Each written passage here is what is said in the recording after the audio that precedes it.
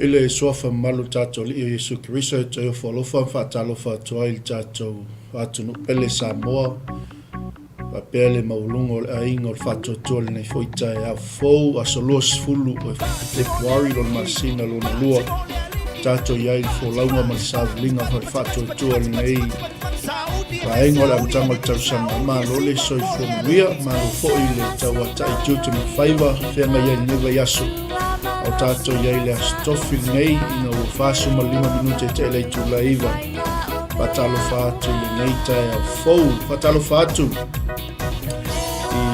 ia Malū so tātou atunu na usu seu fo i tute ma whaiva le nei yaso Malū le usu Malū fo'i le ono sa'i ngā renga o whenga iai vi ia le tua whatalo whātu fo'i nei vaenga o le Taeao i tātou wōma paanga le tātou misiona le Global Kingdom TV whaamanuia le tua whatalo whātu nei Taeao e le whangaloina fo'i tātou major sponsors mo le tātou aunanga i o tātou tama whanau i tātou umalawo o tāpua ia malangolangoina le nei fo'i ngā luenga ma le nei tala inga whaftai langu whaftai alulufa i le atua malona whina ngalo e le whangaloina le whatalofa i tua asina sina so tātou atunu mai se i lātou o lo whapenao na tupi il tāpua inga i tālusanga ma talotalonga e wamanui o sa moa Taeao whaftai whatalofa atu nei Taeao tamantina vi ia le atua patalo fatu foi feoio le tala lei au whalupenga i so se mauta ma so se lawa whaftai tatalo whaftai foi tun tangiolo a warfe au ma le ngā luenga le tua Malū le ngā lulue Malū foi le whaalongolongo ti ngai le whina ngalo le li e wase manui o a inga nuu mai kalesia whapea le atu nuu patalo fatu foi le nei Taeao tātou a inga ilungo benga te whailangi Whaiona mafuta mai nei Taeao whatalo whātu ai i le usoa au auna i a J. Brown. Whamanuia le tua le mafuta mai nei Taeao whatalo whātu ho i le usoa au auna le sunga le whengainga i a Manaima.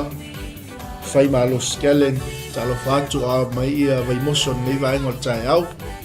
Ia alofa tele mo o le usoa au auna staimi ia tātou toi whirai. Mo lunga le vi inga o le tua whatalo whātua i le Taeao fou i le whalitua i a Cara Foy mafuta mai Sydney Australia ia o a mai Australia whalitua Malū le usu Malū foi le ono sa i ngā luenga o le whenga iai alofa tele atu i le whaife au whapea le ainga whatalo whātua i Amerika Samoa le Taeao le tina ia anatongia po le tofine i le li anatongia whaftai le mafuta mai Malū fo i le usu nei Taeao vi ia le tua Malū tatalo patalo fatu i le usu au na i manu a pineru mafuta mai nei Taeao whamanu i tele le tua i le sunga i le awao po la sunga fo ti akono vi ia le li alofa tele atu manu ia whaibol nei aso patalo fatu i le usu i a Ellen whangai li ia usu li tala lei Malū Ellen o a mai Taeao ai wawela sa kuka Taeao alofa tele atu i le tamawhaifi au ma le whantua sunga le apostolo i a pale tāsala pangai ali ma le tātou ainga i waito muli whamanuia le atua i le nei aso patalo whātua i le nei Taeao i le sunga le whawhiangainga i a mata mua anai e noka Fraser mafuta mai le nei Taeao i Australia ia po sa mo foi whaftai le mafuta mai le au na le atua na ua mai tātou update mai sa moa o lo palasi pe ti munga ia ma le tō whātau tau si o tātou atunu pele o sa mua whaftai lau sunga whiangainga manaima mo le update i le nei Taeao whaftai foi whatalo whātu foi le tōwhine i a Gemma mafuta mai le nei Taeao o a mai wiri o a mai manu kau le nei Taeao Gemma ia manuia ngā ruenga whai o le nei aso Atalo whātu fo i le nei Taeao i a nuwao ai o mata si paia whaftai le mafuta mai ia whaamanuia fo i le atua i ngā ruenga o lo whengai ai i le nei aso. Nei Taeao pe on tātou i ai le tātou Malū Taeao Faaleagaga i le aso nafi sa tātou tala noa ai le whaatoi laloina o le fefe o le popole ma le atu bali. Ia yen natu o le tātou o nangan Malū Taeao Faaleagaga. Se o tātou toi sa vali pea i tātou mta upu le wha umani le vai aso. Ia wale mapu mai foi so tātou a inga i ngā ruenga o le nei aso. Ia mai se foi o le tātou whengai pea ma whaingatā ma puapua ngā o mai ia mawhai le tātou wholaunga Faaleagaga ona whātoi laloina le whewhi. Patalofa atu ho le nei Taeao le uso au sunga le li whaia onga ia ulale na futo ulale ma tātou so a tau mo ke riso mai Wellingtone ia po le lau mua o te aroa ma lole soifua manuia siok tina ia tulia tauli tina ma lolo manu ma lo whaftai tele lava te talo mai whaftai fo i le tapu i mai ia o le whaiva o tama whanau i le ngā luenga le tua whatalofa atu ho le nei Taeao siok to fine le ia Immaculata Pritchard ma futa mai manureua Glendon ia o a mai Glendon nei Taeao ia ma lo fo i le ngā lulue ma lo le lausu nei Taeao i tiu te mawhaiwa patalofa atu fo i nei Taeao ia tina le ainga ia o le pele i loto se tina ua saunia le atua mo au ma le whanau ia Sarah manuia fo i le whiangai ai ma tiu te le nei aso.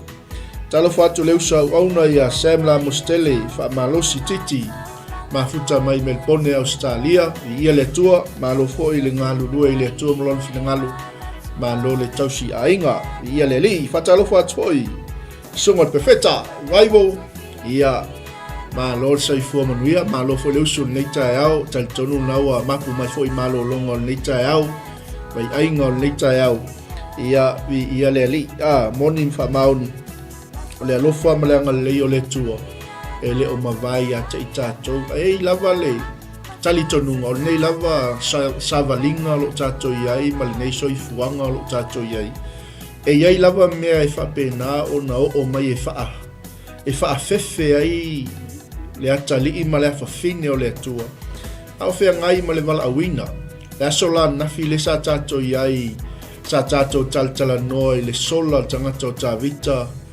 ma o ai na lafi ia ma whapena ona ia saili atu loa i le tua ia mo se tali o walfa ato ila loina o le whewhi le la sa tātou i le ason nafi le wala e tolu awa enga ia le sa tātou whaasoa i le ason nafi na saili tā vita i le tua ma ia whaailoa atu i le tua le tūlanga wa iei o ia o le saili a le tā vita i le tua na tali ma iei le tua ia te ia mai loa i e tāwita e le i tu uina atu o ia e le tua i lima o saulo. Lona lua, na whapena o na whaai loa atu e tāwita i le tua, lona loto. Na tali i le tua, langa o le mea o ia tāwita, ua nuti mo moia, ua loto mo momo. Na au mai ai e le tua i a tāwita, le wha mauti noanga, o loo malu o ia i le file mu o le tua, ma le anga le lei o le tua.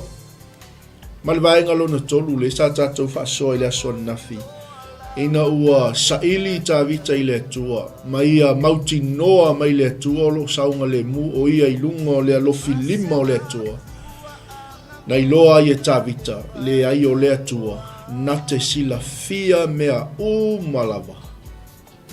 Ma o le tua foi. Na te pu lea mea uma. Vaenga lana e tolu le sa tātou whaasoa i le asoa nafi i tangata o tā vita na ua e malamalama i le toi tau whailo le tala le i a tā vita i le tuli loa pea nei tangata o saulo e whasioti a te ia. Ai manatua, o le tangata ua uma o na whauina i ova. O le tangata ua uma o na filfilia e le atua e whai matupu e so o i a saulo.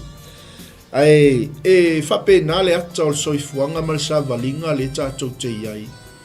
A o le taimi e vala awina i tātou e le tua ma tātou tūla i le vala aua le tua.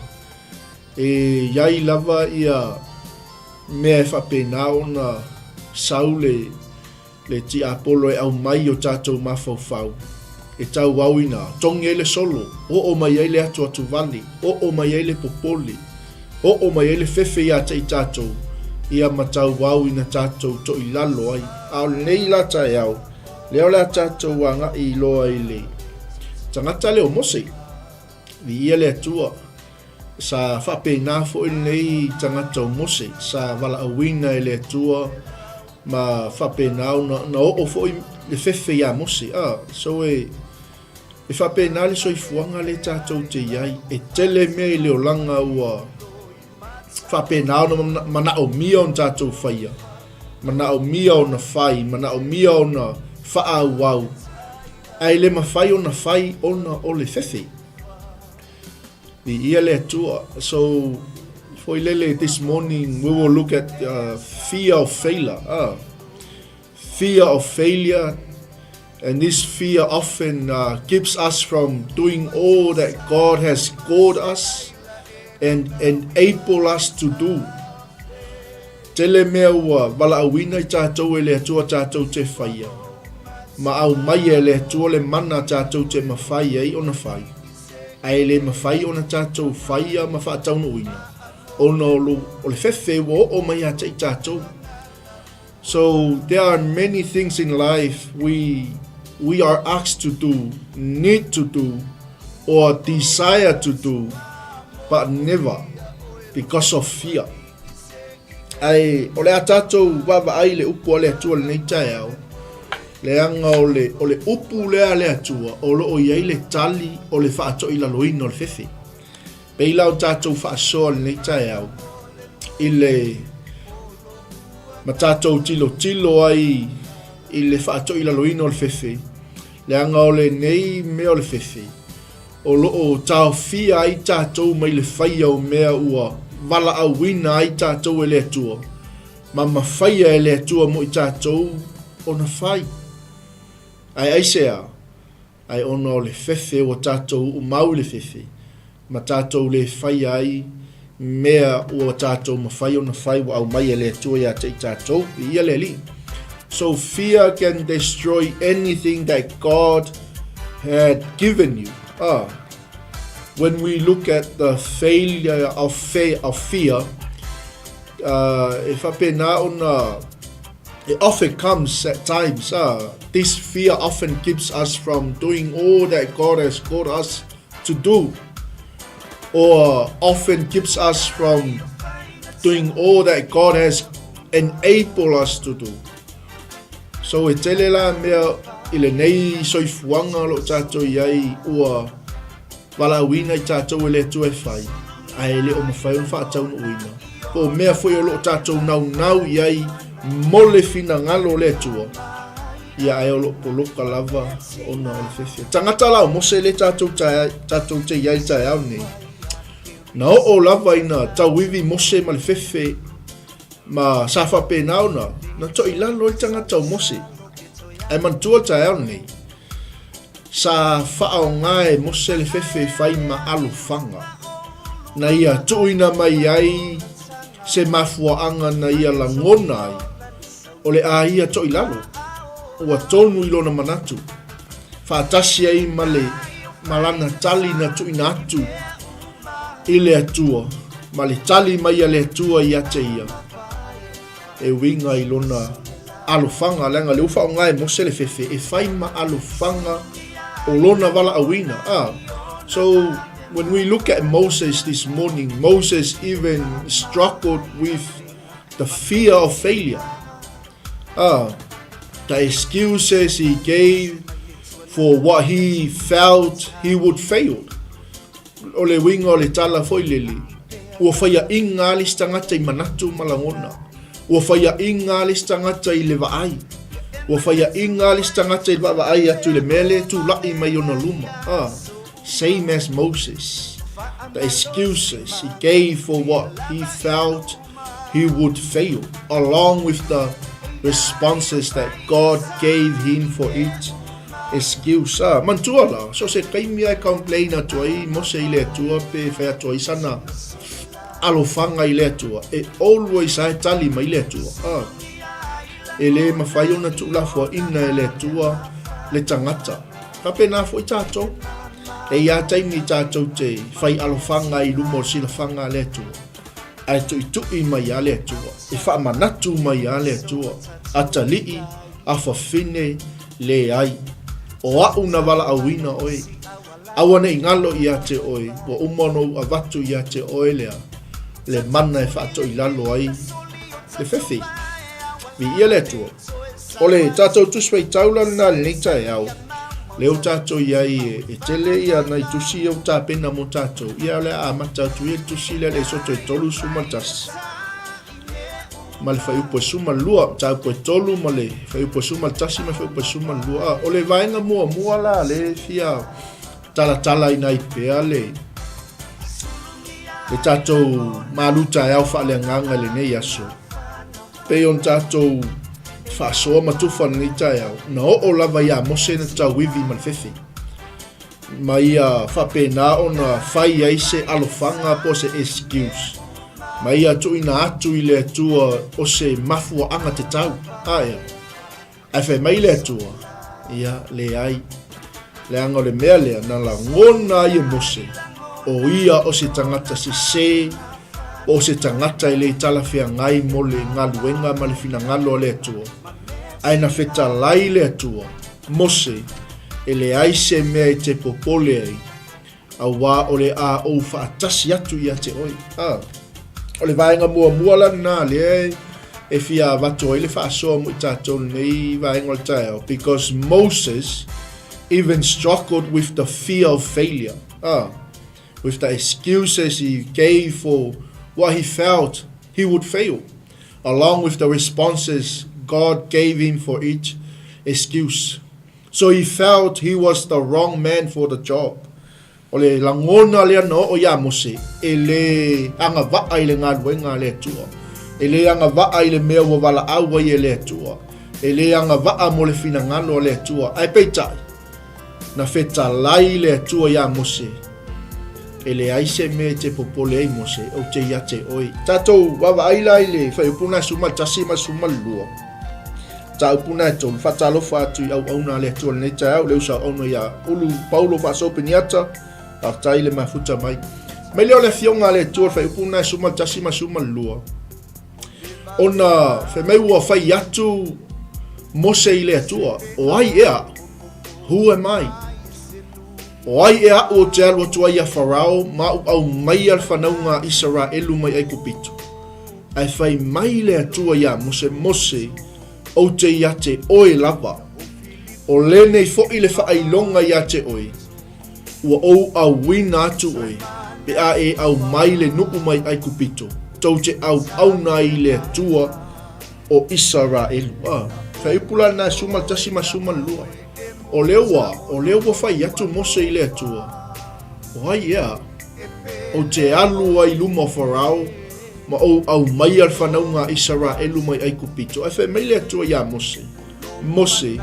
O te ia te oi. And that is a promise. O le wholafolanga na. Whai mai le atua. O le nei fo i mose. Le whaailonga ia te oi. Ina ua au wina atu oi. Vi ele atua. So sometimes e whapena le soifuanga le tātou te iei. E ia taimi tātou te whai alofanga i luma o le atua. Ai lai sila fia le le atua le potential le totonu ia te oe mai tātou uma. Tātou te o i tātou te tutu i luma o tupu. Tātou te o i tātou te whawsanga i mamatai. Tātou te o i tātou te whawsanga i matangata taua loa matangata e whapena ona te whewhe tangata la tau te whawsanga i ao le langona lea na o ia mose e le o ios tangata e anga waa mo le walaawina e le o ios tangata e anga waa mo le ngaluenga ai whaaftai le atua na ia tali ia mose o te ia te oe lava. That is a sign. O lenei fo'i lea, whaailonga ia te oi. Ua ou au wina atu oi. Pe a e au mai le nupu, mai ai kupito. Tau te au auna mai ai a Iova, lea tua o Israel. So e ila taimi e o ila ngona whaapei a te tātou. E whaapei o tangata o Mose. E taimi e o mai le whewhe ma le atu atu wali. E o tātou whaapea lea, ua tātou lea nga waa mo le ngā luenga. Whaapea lea tua, ia walava ia lea.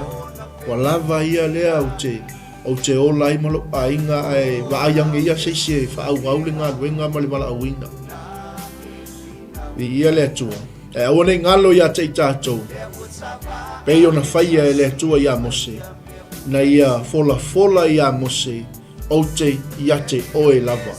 O lenei fo'i lea, le whaailonga e loai ua au wina atu oe. E au mai le nuu mai ai kupito tau te auna mai ai Iova le atua o Israel. Vi ia leli. Me lo le vaenga lona lua o le tatou tala noanga le neita e whai ona o le langona ua whapea ifo Mose ua le whaalongo tangata ia te ia. Vi ia leli. Me vai le vaenga mua. O mai au le fefe mai Mose o te leanga va. Lona lua. Le ua o mai le si langona leo le fefe ia Mose. Leanga le ua fai mai e le whaalongo tangata ia te ia. E le whaalongo. E le usta i le nuu ia te ia. Ai whauta. Whafonga. Leana na wheta lai fo i le atua. O le aia whaailoa atu i tangata. O loo ngā lulue. O ia i le loto iai o ia i totonu o le nuu. Le tangata o Mose. Whapena se langona no ia Mose. So he felt people would not listen to him. But God said he would show the people that he was at work in their midst. Mai wa ai le matautia o le atua. A fola e le atua se mea e whaataunu wina e le atua. O le ale umi e iai le atua. O le ale pupu e iai le atua whaatasima oi. Pe a fola e le atua se mea. Pe ilau lea.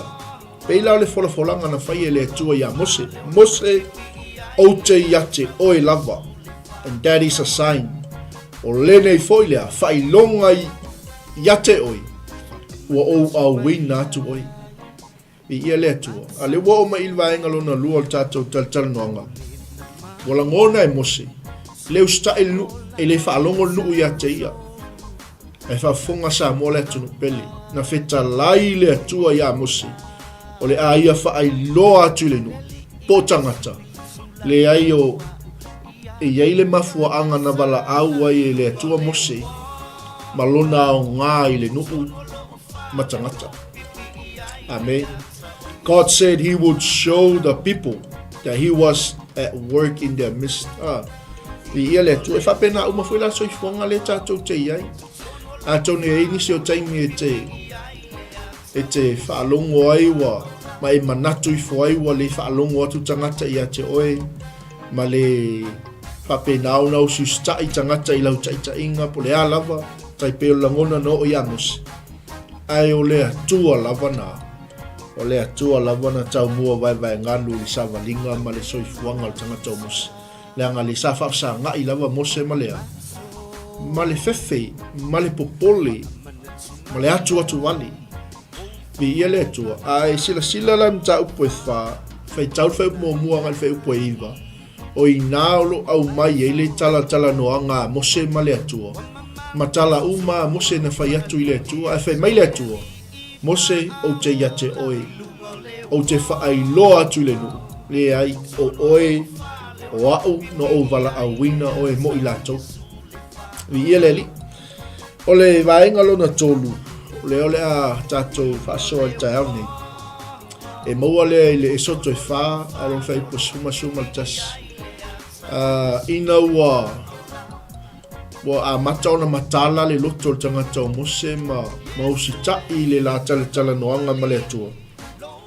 Ai o mai fo i le vaenga lea i le tau koe wha. O toi whai atu fo i Mose i le atua. Le atua o te le iloa whai o se tanga. O te le iloa tu i luma wharau. O te le iloa o na tautala. Vi ia le li. Vi ia le atua. Musa o mea umaia na o tamaloa. O na o lona fefe, ma lona popole, ma le atu wali. Na ia manatu ai. Wa ngalo ia Mose o le atua na awina o ia. He did not think he was a good speaker for God. Ai whaauta. Whafonga. Ao le atua. Sa ia whaailoa mai. Na ia fofoina o ia e pei lava o na ia fina ngalo iai. Ia le atua. But God pointed out to Moses that he created him just as he wanted him to be. Mai le tua ia mose o aina whaia oi. Tau aolo walu. Tau aolo walu e te tui lumo wharau. Ai o a watu upu ilo ngutu e te tau talai. Amen. And sometimes we think we are not perfect. We are not 100%. We are not entitled for this. Kele yo taimi. Tātou te manatu whaatau waa yo tātou tangata. Ona ngalo ile ia te tātou o le atua na ia. Wala awina i tātou. O le atua na ia filifilia i tātou. O le atua na ia awina i tātou. Ni ia le atua. Mele o whai puna sfuruma tasi. Whai mai ua whai atu mose i le atua. A ea lofa mai. Leli ie. O au o le tangata i le iloa. Whai se launga. Talu ana mua lava le atua. Wai le me ua o le manatu o le tangata ona o le whewhe mal popoli. Ma ona po nei. Ua e whetalai mai ai lau au. Ua le matala lo ngutu. Ua le matala foi lo lau whaiwa. O pui al tama loa. Me whai tau whai upo e sfulu ma suma tase mta upo e wha. Tu se le soto le tātou te iai. Oka se tele o excuses. Amen. Ua fia ngiau excuses o nei tau sanga. Ia, tātou whaasoa, tātou tufa. Alleluia. Ua fia ngiau alofanga nei tau sanga. Au tātou ngā lulua i le wala awina ma le fina ngalo le tua. Ia le mena ia e aua le tustusi lima tātou. Au se fesili foi lele. I whaatupu manatu, whaatupu langona i o tātou tangata au. Ia. E fia ni au... e fia ni au excuses ngā wai ai le whatu alua māsino nei tausanga. Ni ia le tua. E se le māna ia. Ese le mānaia o le talia le atua ia mose. Mose o ai ea na whaia le ngutu o le tangata. Po o ai ea na whaia le ngungu po o le tutuli. Po o le tangata e wa ai po o le tauwaso. E le o au e o Iova. Alleluia. Amen. Vi ia le atua. Manatu tangata o mose. O le o ngai o tangata ia ngaba. Manatu tamalo mose ele fa alongo nu ele usita i mele nu ia teia ale wo o mai fo in ta ko fa le wo o tai mila a o le tai mila a halu ai ko fa mai ale atua o ia we a ia lofa mai le ali i o a o tangata ele lo tautana o a o tangata ele lo tu lu mo tangata ta lu mai lava na mua wa ia le manatu tangata wo o le fefe mal popoli talu mai lavanu mua yo o mai ona pone ale wai fetalai mai lau o ua le matala lo ngutu ua le matala lo lau fai i ele e se la matango fi ele tu la fo ina i tātou ele tu o i tātou te iloa o le tu e ao la na pule o le tu na te pe o le so na fi o le tu na te sila fia mea umalawa o lo fa savalia ila na whanau. O le atua foi, na te pū lea mea umalawa. I ia le li. E mana ia mele sa le ata le o mai i mo tātou. No one is perfect. E le ai se tasi ato atoa. O le mea moni lava na. No one is perfect. E le ai se tasi ato atoa. A o le si mea moni. E mawhai ona tātou whaato i laloina le whewhi. Ina ua tātou wa. Ina ua tātou whaalango i le atua. Amen. And the other truth, we all fail at times. Vi ieleli. No one is perfect. Leise se ato atua. Ai iei lava taimi tātou tea. Feio ai. Ai a tātou au ma le atua. Ele ai se me fa pena ona tātou whaia ina i E la le mau le fia watu mo tātou Taeao nei. O le Iakopo e tolu whai upo e lua. Whamele o le upo a le atua. A wao mea e tele se ai tātou uma.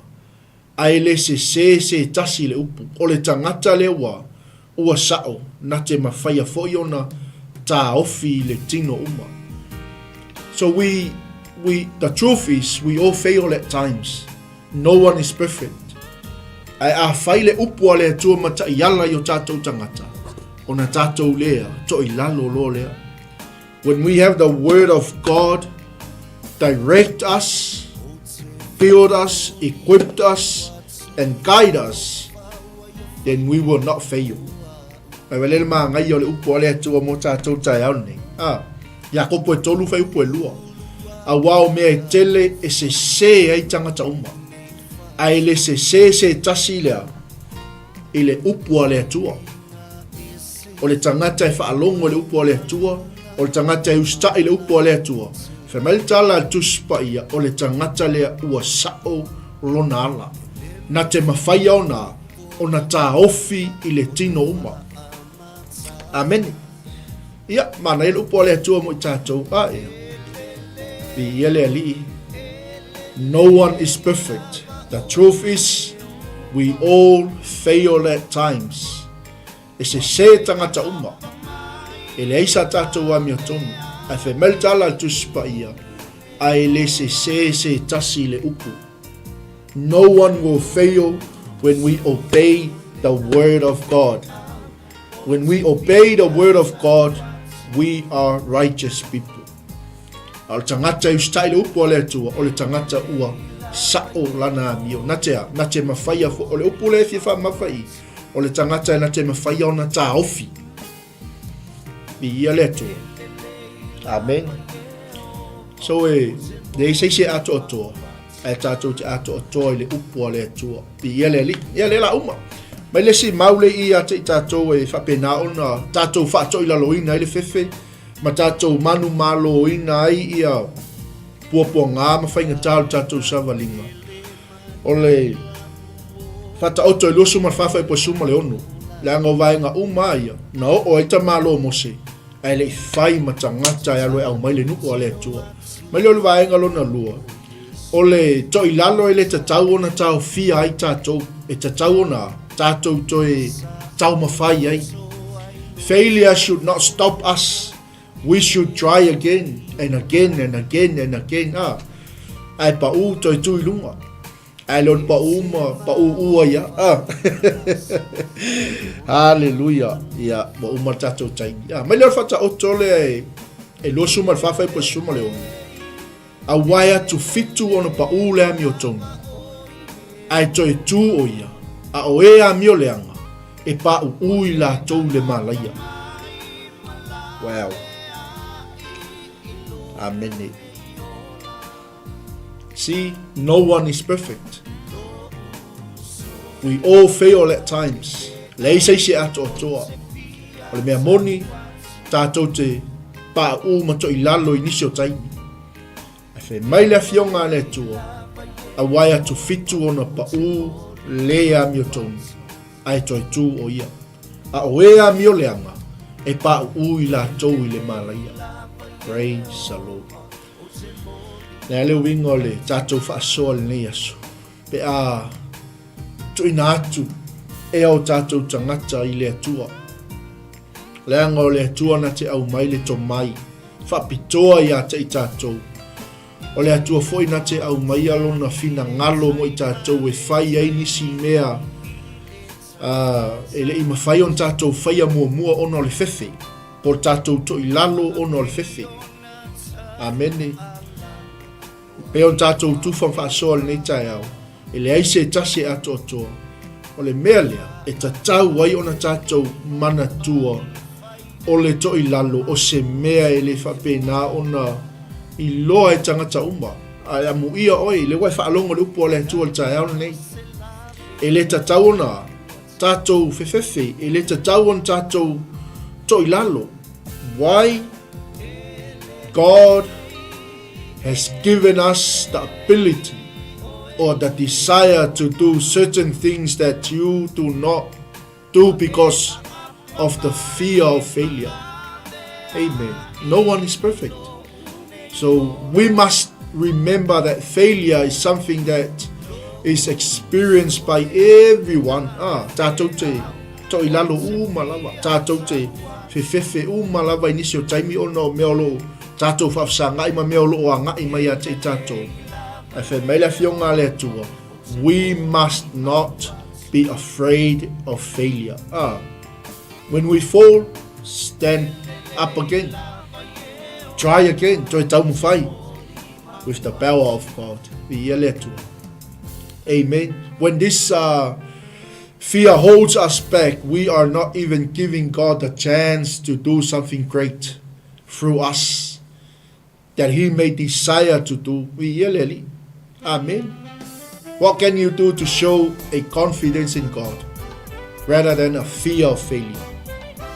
Awane ia, tau fia I tātou il whewhi. Awane o tātou to I lalo I whewhi.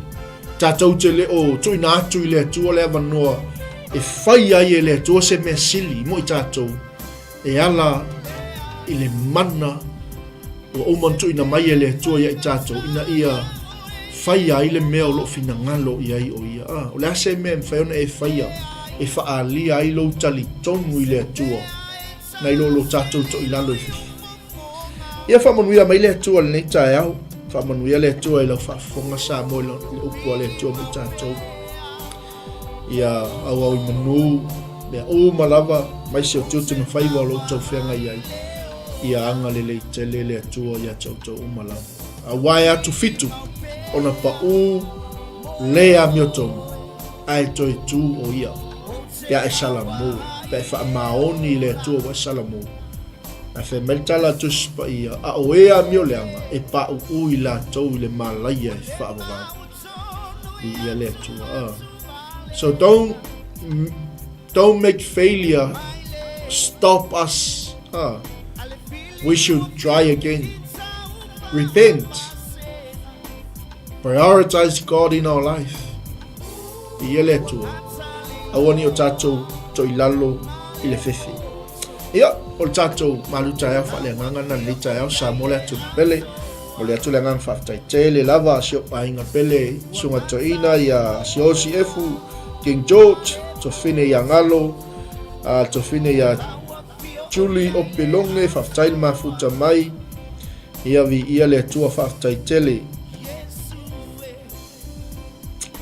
Whaftai apu whamatu whamanuia le tua sa mo sifo vi ia le lii afu tonu mai vau whaftai tele le mafuta mai le Taeao si o tātou ainga Nick Paula whaftai matua ia te pora tutanga le vau vi ia le tua ia o tātou Malū Taeao Faaleagaga nasi o to whine ia anga lei anga lofa whaftai fo I le whaasoa le Taeao matangofie vi ia le atua lani tawita whaftai le mafuta mai le sunga le fomai 𝚟𝚒𝚎𝚎 ama whaftai le mafuta mai talo whatua si o tinali a kilisi purchase whaftai tele le mafuta mai ia ma le sunga I le whawhiangainga ia futi mafuta mai le Taeao ia pasta su mai ia tātala noa le vaenga le aso e leanga leo le tua I tutem whaiwa whaauau o le aso le atu no pele sa moa e whape foltino ke riso ia anga le leile atua I le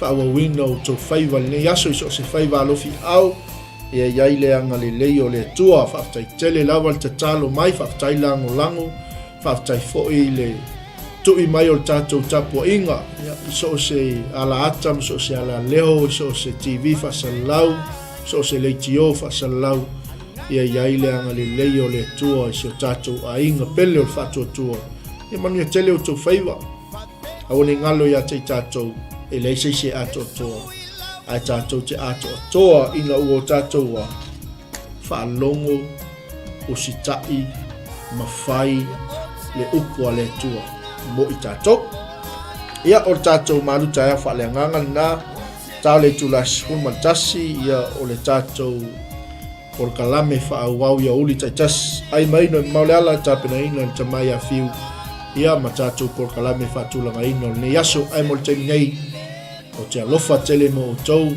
tino keriso uso ma tō whaafine I le li pa tō whaia soifua mai a manuia.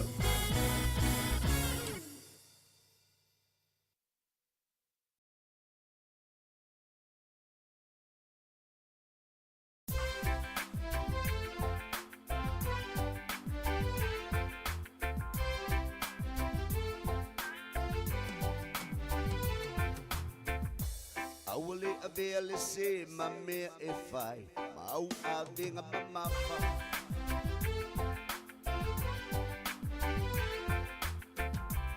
e ai lava se tasi e tonu masao e unala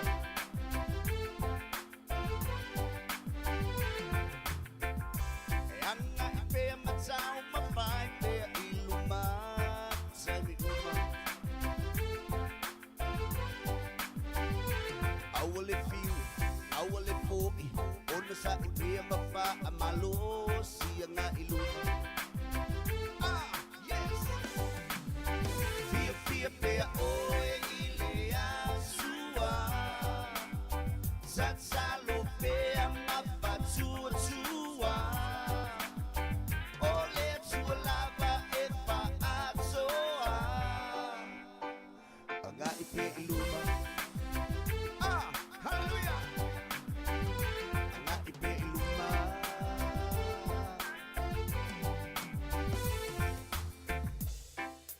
Pea e pa'u 𝚟𝚒𝚙𝚢𝚑𝚜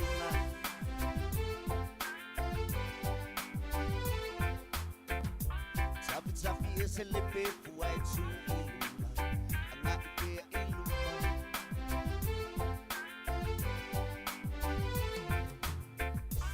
Aua le fa a vai vai fa malo Sina tau mo fai pe a iluma Loto te ino pea Langa i le fai mo fie Anga i iluma Hey, hallelujah Fia pea oe i le asua Satsalo pea mafatua tua Ole tua lava e faatoa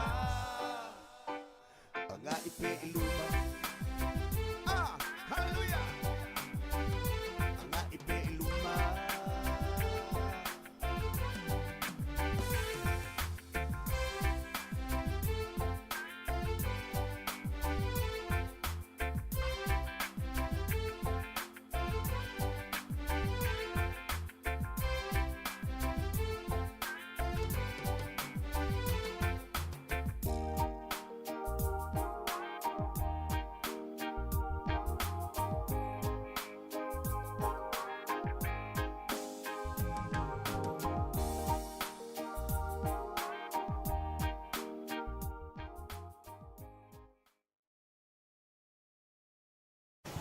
Hey sis, where are you going? Oh, I'm just heading out to find a place to send money to my uncle in Samoa. Oh, why waste time and petrol? You can use UP Group Money. You can send money to Samoa and it's really fast. Really? Yeah. Can I sign up online? Yeah, it's really simple. Sweet, I'll do it now. Okay, bye. Bye. Sending money to your loved ones in Samoa has never been easier with the UP Group Money Transfer. Our service allows you to transfer money quickly and securely from the comfort of your home or anywhere in New Zealand. Your family and friends can conveniently pick up the money from over 40 villages across Upolu and 𝚟𝚒𝚍. No matter where they are, we've got you covered. Our user-friendly online platform makes sending money a breeze. Just visit www.upgroupmoney.com. Sign up and start sending money in minutes. We're here to help. If you have any questions or need assistance with signing up or sending money, please don't hesitate to contact our friendly support team at 09558 2896 or 0800 877 328, or visit us in the office at 6/22 Station Road, Otahuhu, Auckland 1062. Experience the ease and reliability of UP Group Money Transfer today. Your family and friends in Samoa are just a few clicks away from receiving your support. Visit www.upgroupmoney.com now to get started. Hey, is it true that your company can help us save money for our trip to Samoa? Yes, that's right. With UP Group Money's partnership with Vodafone Samoa 𝚟𝚑𝚡, you can save money while you're still in New Zealand. You'll need to register with UP Group Money to receive a Vodafone SIM. Once you have your Vodafone Samoa SIM, you can start sending money to yourself through your UP Group Money account to your 𝚘𝚘𝚢 account. You can only withdraw your savings when you're in Samoa. Oh, that sounds great and straightforward. Can I do my registration online? Yes, you can register for UP Group Money online. However, if you need assistance, you can come into our office and we'll help you out. For 𝚘𝚘𝚢, you'll need to visit our office to register and collect your Vodafone Samoa SIM. UP Group Money, in partnership with Vodafone Samoa 𝚘𝚘𝚢, offers you a unique way to save for your trip to Samoa while you're still in New Zealand. Here's how it works. First, register with UP Group Money. You can do this online or visit our office for assistance. Second, receive your Vodafone Samoa SIM. To complete your 𝚘𝚘𝚢 registration, you'll need to visit our office. And lastly, start saving. Use your UP Group Money account to send money to your 𝚘𝚘𝚢 account.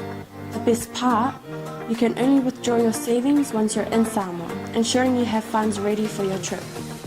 Wow, that sounds really convenient. I can't wait to start saving. Exactly. So why wait?